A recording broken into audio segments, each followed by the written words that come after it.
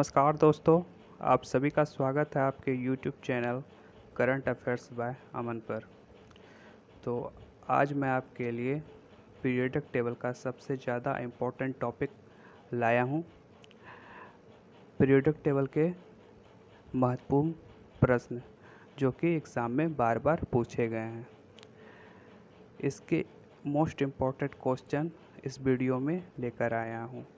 ठीक है फ्रेंड्स, मैंने आपके लिए सभी क्वेश्चन सेलेक्टेड और इम्पोर्टेंट्स लिए हैं। अगर आप किसी भी एग्ज़ाम की तैयारी कर रहे हैं तो ये वीडियो आपके लिए काफ़ी ज़्यादा यूज़फुल रहने वाली है। और ये जो पीरियोडिक टेबल के वन लाइनर क्वेश्चन है, ये हर एग्ज़ाम में इस टॉपिक से 2 से 3 क्वेश्चन पूछे ही जाते हैं। तो चलिए शुरू करते हैं फर्स्ट क्वेश्चन से। फर्स्ट क्वेश्चन है हमारा कि अब तक कुल कितने तत्वों की खोज की जा चुकी है। तो अब तक कुल कितने तत्वों की खोज की जा चुकी है? तो 118 तत्वों की खोज की जा चुकी है। ठीक है, अगला प्रश्न है कि आधुनिक आवर्त सारणी की खोज किसने की थी? तो आधुनिक आवर्त सारणी की खोज की थी मोज़ले ने। ठीक है, देखते हैं अगला प्रश्न। अगला प्रश्न है कि आधुनिक आवर्त सारणी में तत्वों को किसके बढ़ते क्रम में रखा गया है? तो आधुनिक आवर्त सारणी में तत्वों को परमाणु क्रमांक के बढ़ते क्रम में रखा गया है। अगला प्रश्न है कि आधुनिक आवर्त सारणी में पहला तत्व कौन सा है? तो आधुनिक आवर्त सारणी में पहला तत्व हाइड्रोजन है। अगला देखते हैं। अगला है कि आवर्त सारणी का अंतिम तत्व है। तो आवर्त सारणी का अंतिम तत्व जो है वह है अक्रिय गैस। ठीक है, जिसको शून्य गैस भी कहते हैं। ठीक है, अगला देखते हैं। अगला है कि आवर्त सारणी में गैसों की कुल संख्या कितनी है? तो आवर्त सारणी में गैसों की कुल संख्या जो है वह 11 है। ठीक है, देखते हैं अगला प्रश्न। अगला प्रश्न है कि आधुनिक आवर्त सारणी में सबसे क्रियाशील अधातु कौन सा है? तो आधुनिक आवर्त सारणी में सबसे क्रियाशील अधातु फ्लोरीन है। ठीक है, अगला है कि सबसे हल्की गैस कौन सी है? तो सबसे हल्की गैस जो है वह है हीलियम। ठीक है, हीलियम सबसे हल्की गैस है। नेक्स्ट है कि आधुनिक आवर्त सारणी में सबसे हल्की धातु कौन सी है? तो आधुनिक आवर्त सारणी में सबसे हल्की धातु है लिथियम। अभी पीछे जो मैंने बात की थी वह थी हल्की गैस लिथियम, माफ़ कीजिएगा, हल्की गैस जो थी वह कौन सा था? हीलियम, सबसे हल्की गैस हीलियम। अब बात की जाए अगर सबसे हल्की धातु कौन सी है, तो वह है लिथियम। ठीक है, अगला है कि उन तत्वों को क्या कहा जाता है जिसमें समान संख्या में प्रोटॉन और भिन्न संख्या में न्यूट्रॉन होते हैं? तो उन तत्वों को क्या कहा जाता है जिसमें समान संख्या में प्रोटॉन और भिन्न संख्या में न्यूट्रॉन होते हैं? उसको समस्थानिक कहा जाता है। ठीक है, देखते हैं अगला प्रश्न। अगला है कि किस वैज्ञानिक ने तत्वों से संबंधित अष्टक नियम दिए थे? तो किस वैज्ञानिक ने अष्टक नियम दिया था? तो न्यूलैंडस ने। न्यूलैंडस ने जो है ये उन्होंने अष्टक नियम दिया था। फ्रेंड्स, ये इम्पॉर्टेंट क्वेश्चन आपके लिए बहुत ज़्यादा इम्पॉर्टेंट है और ये बार बार एग्ज़ाम में पूछे गए हैं। इस वीडियो को आप 1 से 2 बार रिपीट करके देख लीजिए, इससे आपको प्रत्येक एग्ज़ाम में क्वेश्चन देखने को मिलेंगे। ठीक है, चलते हैं अगले प्रश्न पर। अगला प्रश्न है कि किस वैज्ञानिक ने सबसे पहले आवर्त सारणी का निर्माण किया था? तो सबसे पहले आवर्त सारणी का निर्माण किया था मेंडलीव ने। ठीक है, देखते हैं अगला प्रश्न। अगला प्रश्न है कि कौन सी अक्रिय गैस हमारे वायुमंडल में नहीं पाई जाती है। तो कौन सा अक्रिय गैस है जो हमारे वायुमंडल में नहीं पाई जाती है, वो है रेडॉन गैस। ठीक है, यह 18वें वर्ग में होता है। ठीक है, अगला है कि कौन सी अधातु सामान्यतः द्रव्य अवस्था में पाई जाती है। तो कौन सी अधातु है जो कि द्रव्य अवस्था में पाई जाती है, वह है ब्रोमीन। ठीक है, देखते हैं अगला प्रश्न। अगला प्रश्न है कि दूध में सर्वाधिक मात्रा में पाया जाने वाला तत्व कौन सा है। तो दूध में जो है वह सर्वाधिक मात्रा में पाया जाने वाला तत्व जो है वह है कैल्शियम। ठीक है, अगला है कि निम्न में से किस तत्व में न्यूट्रॉन की संख्या 0 है। तो किस तत्व में न्यूट्रॉन की संख्या 0 होता है, तो हाइड्रोजन में, जो कि आवर्त सारणी का पहला तत्व है। ठीक है, देखते हैं अगला प्रश्न। अगला प्रश्न है कि कौन से तत्व धातु और धातु के गुण प्रदर्शित करते हैं। तो कौन से ऐसे तत्व हैं जो धातु और अधातु के गुण प्रदर्शित करते हैं, वह हैं सिलिकॉन, बोरोन और जर्मेनियम। कौन सा है, सिलिकॉन, बोरोन और जर्मेनियम। ठीक है, अगला देखते हैं कि क्लोरीन के परमाणु क्रमांक कितनी होती है।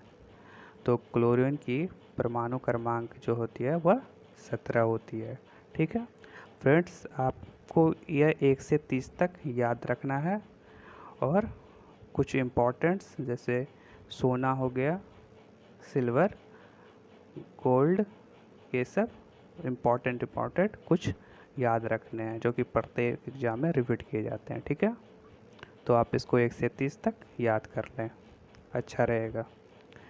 देखते हैं अगला प्रश्न। अगला प्रश्न है कि पोलेनियम की खोज किसने की थी। तो पोलेनियम की खोज जो की थी वह की थी मैडम क्यूरी ने। मैडम क्यूरी ने पोलेनियम की खोज की थी। ठीक है, अगला देखते हैं कि पौधे के पर्णहरित में पाए जाने वाला धातु तत्व कौन सा है। तो पौधे के पर्णहरित में पाए जाने वाला धातु तत्व है मैग्नीशियम। ठीक है, अगला देखते हैं अगला प्रश्न कि फास्फोरस का परमाणु क्रमांक कितना है।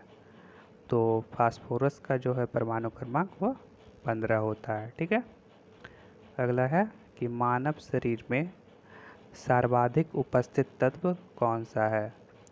तो मानव शरीर जो है वह उसमें सर्वाधिक उपस्थित तत्व जो होता है वह ऑक्सीजन होता है। ठीक है, अगला देखते हैं। अगला प्रश्न है कि मेंडलीव की आवर्त सारणी में तत्वों को किसके बढ़ते क्रम में रखा गया था। तो मेंडलीव की आवर्त सारणी में तत्वों को परमाणु भार के बढ़ते क्रम में रखा गया था। ठीक है, अगला प्रश्न देखते हैं। अगला है कि विद्युत का सबसे अच्छा सुचालक कौन है। तो विद्युत का सबसे अच्छा सुचालक जो है वह है चांदी यानी सिल्वर, जिसको Ag से डिनोट किया जाता है। ठीक है, देखते हैं अगला प्रश्न। अगला प्रश्न है कि संक्रमण तत्व किस ब्लॉक में रखे गए हैं। तो संक्रमण तत्व जो है यह डी ब्लॉक में रखे गए हैं। 4 ब्लॉक होते हैं, S block, P block, D block और एफ ब्लॉक। ठीक है, तो संक्रमण तत्व को किस ब्लॉक में रखा गया है, तो डी ब्लॉक में रखा गया है। ठीक है, देखते हैं अगला प्रश्न। अगला प्रश्न है कि सबसे चमकदार और कठोर अधातु कौन सा है। तो सबसे चमकदार और कठोर अधातु जो होता है वह होता है हीरा। ठीक है, देखते हैं अगला प्रश्न। अगला प्रश्न है कि सबसे छोटा तत्व कौन सा है। तो सबसे छोटा तत्व जो होता है वह होता है हाइड्रोजन। हाइड्रोजन जो होता है वह सबसे छोटा तत्व होता है। अगला देखते हैं कि सबसे पहले किस वैज्ञानिक ने तत्वों का वर्गीकरण किया था। तो सबसे पहले जो है वह डोबेरेनर ने तत्वों का वर्गीकरण किया था। ठीक है, ये सब सवाल काफ़ी ज़्यादा इम्पोर्टेंट है और ये सब क्वेश्चन आपको हर एक एग्ज़ाम में 2 से 3 क्वेश्चन देखने को मिल ही जाते हैं। ठीक है, और ये एग्ज़ाम की दृष्टिकोण से काफ़ी महत्वपूर्ण प्रश्न है, तो इसको आप 2 से 3 बार देख ही लें और याद कर लें। ठीक है, तो देखते हैं अगला प्रश्न। अगला प्रश्न है कि सबसे बड़ा तत्व कौन सा है। तो सबसे बड़ा तत्व जो है वह है सीजियम। सीजियम क्या है, सबसे बड़ा तत्व है। ठीक है, अगला है कि सर्वाधिक गैस तत्व वाला वर्ग कौन सा है। तो सर्वाधिक गैस तत्व वाला वर्ग जो है वह है 0 वर्ग। ठीक है, अगला प्रश्न देखते हैं कि सूर्य किन तत्वों से मिलकर बना है।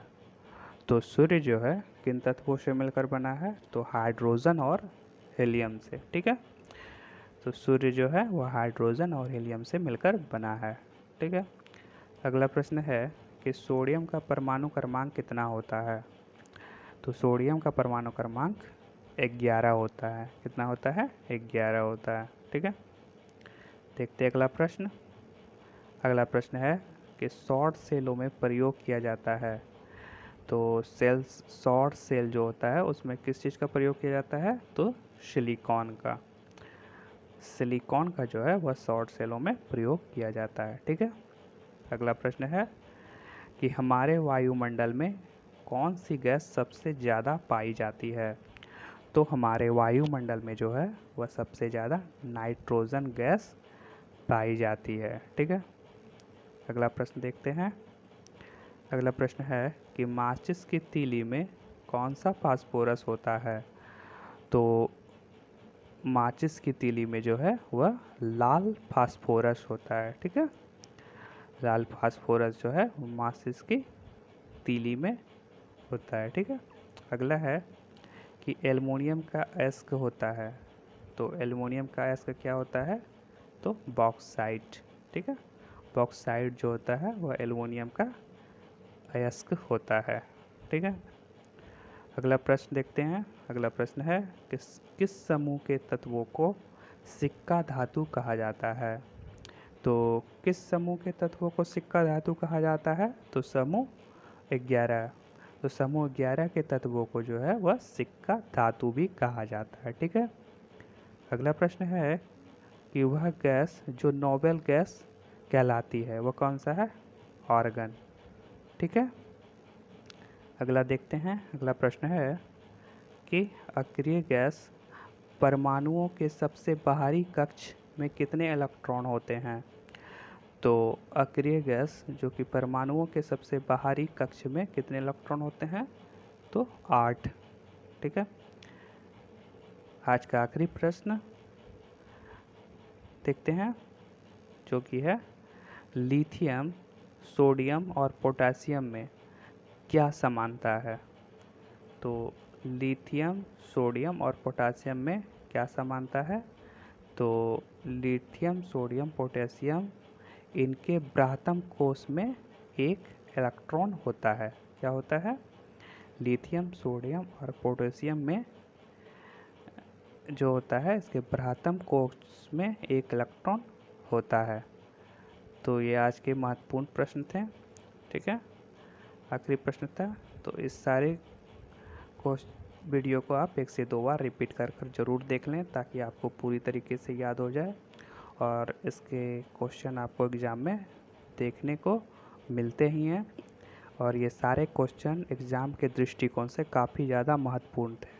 ठीक है, तो आज के लिए बस इतना ही। मिलते हैं नेक्स्ट वीडियो में। Thank you so much.